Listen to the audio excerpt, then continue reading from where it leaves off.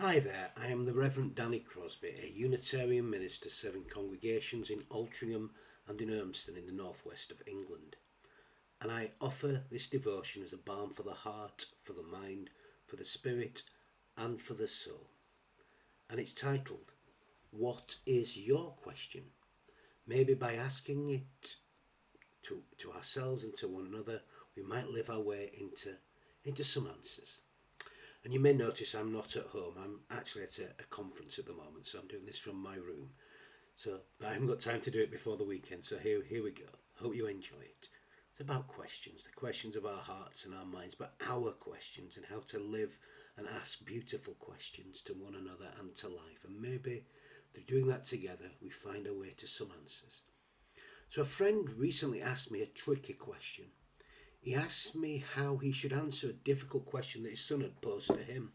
His son wanted to know what happens to us when we die. A very difficult question to answer, an impossible question perhaps to answer. Maybe it's a matter of faith, I don't know, but I don't think we can answer with certainty. I don't know. I've never had the experience. I can't answer that question honestly. I think it's important not just to pretend that you can answer a question if you cannot answer that question honestly. Sometimes silence or I don't know is the truly honest answer. But I was thinking about this and the questions that we ask and the answers that people come up with, and it actually reminded me of a rather beautiful poem, The Afterlife, by Billy Collins, which was recently shared at the funeral of an absolutely wonderful woman, a member of the congregation, one of the congregations I served, Angela Fowler, and we shared it at her funeral and also the scattering of her ashes a few weeks later. It's by the wonderful poet Billy Collins, who she loved dearly. And it gives some of the answers that some of us come up with, perhaps. So this is The Afterlife by Billy Collins. While you are preparing for sleep, brushing your teeth, or rifling through a magazine in bed, the dead of the day are setting out on their journey. They're moving off in all imaginable directions, each according to his own private belief. And this is the secret that silent Lazarus would not reveal, that everyone is right, as it turns out. You go to the place you always thought that you would go, the place you kept lit in an alcove in your head. Some are being shot into a funnel of flashing colours, into a zone of light, white as a January sun. Others are standing naked before a forbidding judge who sits with a golden ladder on one side and a coal chute on the other. Some have already joined the celestial choir and are singing as if they have been doing this forever, while the less inventive find themselves stuck in an air-conditioned room full of food and chorus girls. Some are approaching the apartment of the female god, a woman in her 40s with short, wiry hair and glasses hanging from her neck by a string. With one eye she regards the dead through a hole in her door. There are those who are squeezing into the bodies of animals, eagles and leopards, and one trying on the skin of a monkey like a tight suit, ready to begin another life in a more simple key, while others float off into some benign vagueness, little units of energy heading for the ultimate elsewhere. There are even a few classicists being led to an underworld by a mythological creature with a beard and hooves. He will bring them to the mouth of the furious cave, guarded over by Edith Hamilton and her three-headed dog. The rest just lie on their backs in their coffins, wishing they could return so that they could learn Italian, or see the pyramids, or play some golf in a light rain. They wish they could wake in the morning like you and stand at a window examining the winter trees, every branch traced with the ghost writing of snow. And some just smile forever on. So we have to answer those questions ourselves, if it's our question to answer. So the honest answer to my friend's son's question is, I don't know what happens when we die. My honest answer, really, and it's the answer I always give probably, is that I prefer to focus on this life and learning to live fully alive before I die. I can come to some answers to the question, how should we love? But I will not pretend to answer the questions that I do not have. They're not my questions, perhaps. Not right now, anyway. And sometimes the best answer is silence. Or, even better, the most honest answer is, I don't know. But maybe we can explore together. But I don't know is where it begins. It brings to mind a story I once heard about a medieval saint. Every day people came to ask the saint the questions about life, about the world, about faith, about the heart, about the path, about politics. Questions, many questions, more and more questions, always seeking answers from him, from this saint. One person came and asked a question about the law, and the saint simply answered, I don't know. Another had a philosophical question, and the saint again answered, I don't know. All in all, 29 people came and asked the saint questions. To each and every one of those questions, the saint answered, I don't know. It was when the 30th person asked a question that the saint finally said, oh, I have something to answer about this one. Just 1 out of 30. The rest of the time, the saint realised that silence was an improvement over words. Don't just make something up. I'm not sure this would work in our age though, would it? When I don't know seems an unacceptable answer. Certainly if you're a public figure, a politician or a minister perhaps, or some kind of public figure. I don't know, it doesn't seem good enough. In this, we have to come up with something, even if it's a load of nonsense. Even if it's just thinking on the spot, saying something rather than saying nothing. I don't know seems unacceptable in our day and age. There's so little room for true humility, which always opens up to new possibility in this our age today. But it's not always been the case. People would rather tell a dishonest untruth, to lie, just make something up, than honestly say, I'm sorry, I don't have an answer to that, but maybe together we can live our way into something. Because I don't know is surely the starting point to seeking answers to any questions. I don't know, and maybe we could begin to explore together, perhaps do more together, is surely a better answer. I know it probably wouldn't work in the public sphere, and it might not work for ministers of religion or dads to 9-year-olds, but it's honest and it's humble. A humble, honest, I don't know, opens up to the possibility of but what do I know, eh? What do I know? I can't even answer 9-year-olds' questions. Well, I don't know is where I always begin. It's where so much of my life has begun, actually, particularly my spiritual life. And I held up my hands and said, actually, I don't know. I don't have an answer. And then something can begin to be revealed. But the truth is about the question that my friend's son asked, what happens when we die, is not the most important or interesting question to me. I don't think it's my question. My questions are more focused on how better to live here in this life. To leave a legacy for the future, of course. But and that's how we live now, is how we leave the legacy. It matters what we do and what we don't do. But the problem is in life, so often we end up asking the questions that others ask of us, instead of asking or answering our own questions. In order to truly live alive in this world, we have to begin with our own question, the one that comes to us. We've got to start there. You can't go anywhere else until you make a beginning. And it begins with, perhaps I don't know, and then it's, what is my question? Give up on the question that's forced upon you and find out what your question is, the one that comes from your heart and soul, the one that life is asking you. And I think that's wonderfully portrayed in David Whyte's beautiful poem, Start Close In. It's where everything begins. Start Close In by David White. Start close in. Don't take the second step or the third. Start with the first thing close in, the step you don't want to take.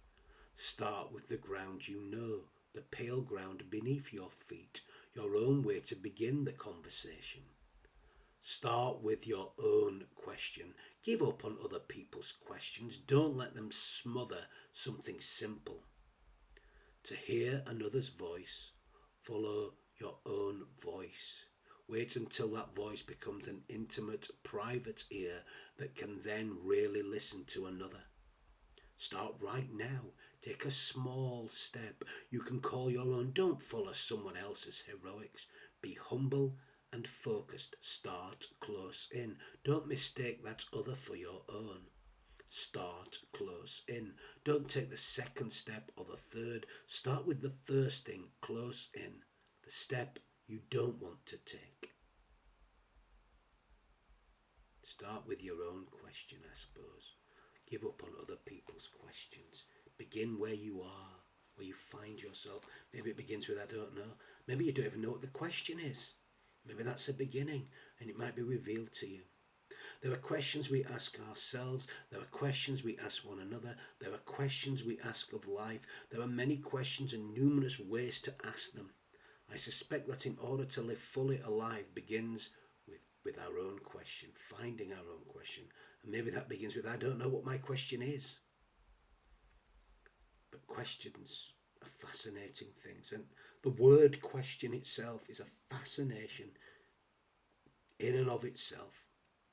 It dates back to the 13th century, meaning philosophical or theological problem, developing into an utterance meant to elicit an answer or discussion. Also has a difficulty, a doubt. It is rooted in the Anglo-French question, the Old French question, which was a difficulty, a problem, and legal inquest, interrogation, even torture. From the Latin questionem, a seeking, a questioning, an inquiry, an examining, a judicial investigation. Fascinating word. Even in the roots of the very word question, there are examples of good questions and there are examples of bad questions. In one form, in its original meaning, a question is meant to elicit an answer or a discussion, and in another understanding, right at the very root of the word, it suggests that a question is a form of interrogation or even torture. So there are ways, even at the beginning of the word question, there are ways to ask a question beautifully, and there is a way to ask a question unbeautifully, pertinent and impertinently. Brings me back to watching the Monty Python as a child and the Spanish Inquisition question sketch. Sorry, nobody expects the Spanish Inquisition. Not a beautiful way of asking a question, but they did. So a question, even in its root, its beginning, can be an invitation or it can become a kind of interrogation. So it matters how, not only what our questions are, but how we ask and how the questions are asked of us. It matters how we ask a question and how we respond to how we are asked that, whatever question it may be. It matters in what spirit we ask, whether the question is of ourselves, of others, and of life. Is it our question? Is it someone else's question? How is the question? How does it come to us? There seems to be an art in asking questions, in questing of any kind. Going back to David White, he has said there is an art to asking the beautiful question. The beautiful question is the one that has the power to shift our thinking, to be the catalyst to inner change and open us to new possibilities aligned with our deepest longings and truth. As he kind of elaborated on this in an interview with Krista Tippett that I heard on being a wonderful resource actually, which I recommend to you. David White said, "The ability to ask beautiful questions, often in very unbeautiful moments, is one of the greatest disciplines of a human life. And a beautiful question starts to shape your identity as much by asking it as it does by having it answered. You just have to keep asking, and before you know it, you will find yourself actually shaping a different life meeting different people, finding conversations that are leading you in those directions that you wouldn't even have seen before. The beautiful question ignites curiosity and encourages meaningful inquiry. And he has said also, he continued on, what would my life look like if I was to drink from a deeper resource? And what would it be like to start a conversation with myself that my future self would thank me for? What would it be like to become a saintly ancestor of my future happiness? We're too obsessed with right now when actually sometimes questions and answers lead us to something future. So we become good ancestors actually. And leave questions for those that follow. Maybe the answers won't come in our time, but we demand instant things, don't we, today? Right now, I need it right now. Well, sometimes the answers don't come. Sometimes they never. Maybe the questions we ask aren't even for us. They're for those that follow us. Who knows? I don't know, but it's a start. White's point really is that the questions we are having with ourselves, both consciously and unconsciously, are foundations of our future. By asking ourselves beautiful questions, we can begin new inner conversations, expand what is possible, and open up to new interior frontiers that align with our deepest purpose in the world. They bring us to life. They bring us to a meaningful living. E. Cummings said, always the beautiful answer who asks a more beautiful question. In the gospel accounts, you hear of Jesus over and over engaging people with questions. He had a question, it seems, for everybody he met. He asked beautiful questions. Such questions were an invitation to follow him, of course, or his path. Blind Bartimaeus being a wonderful example. The Samaritan woman at the well, another, which led him to a more beautiful life. And the disciples on the road to Emmaus. Asking beautiful questions is not about opening a dialogue on equal terms. For example, Jesus didn't tell Bartimaeus what he thought he wanted. He didn't diagnose his problem for him. Instead, he asked him, what do you want me to do for you? It was an invitation to give back to him. It's a humble invitation based on what his question was, which was how to live a life of love and service, to open one another up to something more. But that was his questions. They don't have to be yours. What are the beautiful questions you need to ask yourself? And what are the beautiful questions you need to ask life? And what are the beautiful questions you need to ask those you encounter in this life? For these questions will open you up to new and wonderful experiences. A kind of holy curiosity, if you like. For a beautiful question must be open in nature. Parker J. Palmer, for example, asked the following question. When was the last time someone asked you an honest, open question? One that invited you to reflect more deeply on your own life, asked by a person who didn't want to advise you or fix you, but hear you into speech, into deeper and deeper speech. So a beautiful question is an opening. In the same way that humility opens us up to something, so does a beautiful question. When was the last time you were invited by an open question, invited to quest with another, to journey together? An open question is a beautiful question, and it's a wonderful gift that we can offer to others. Again, beautifully exemplified in another lovely poem, The Gift by Denise Levertov. Just when you seem to yourself nothing but a flimsy web of questions, you are given the question of others to hold in the emptiness of your hands. Songbird eggs that still hatch if you keep them warm, butterflies opening and closing themselves in your cupped palms, trusting you not to injure their scintillant fur, their dust.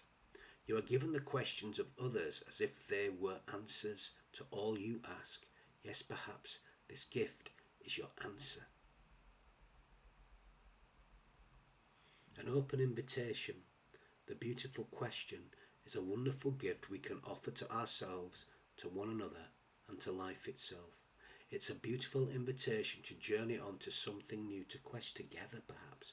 Of course, it is not enough to merely ask the question, To truly invite the other requires us to walk with them and truly listen to their answer, to join with them in their struggles with the answers that they uncover as they join with us as we open up to one another and we share our questions.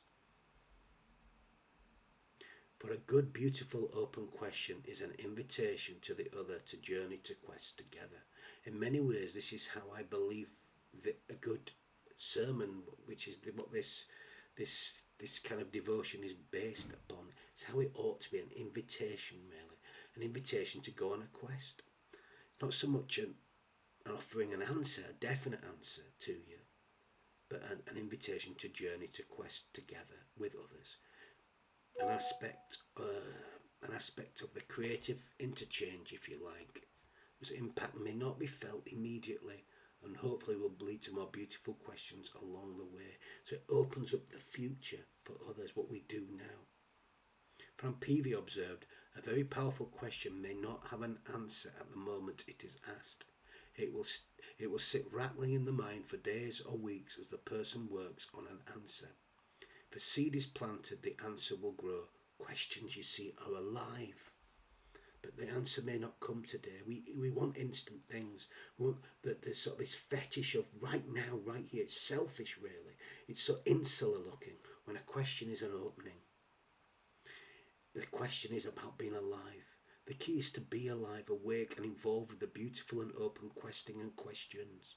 The key is to keep on inviting one another to journey on the beautiful journey with the beautiful questions. And we need not quest alone. We gain so much more than the sum of our individual parts if we join with fellow travellers. We may not discover the same answers, we may not even have the same questions, but if we invite one another to join in the beautiful quest, we will uncover incredible treasures in our own lives. We will uncover beautiful gifts in our lives and in theirs. Together we can support one another joyfully as we seek and journey together. We can become companions to one another as we share our experience in what is the beautiful quest of life.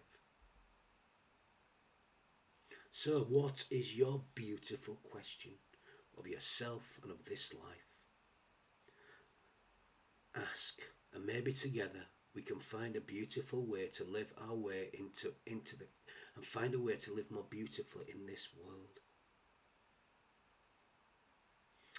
And if we do so, what follows will begin to take care of itself, and they will build on what we have built, and they will continue our quest when we're no longer here.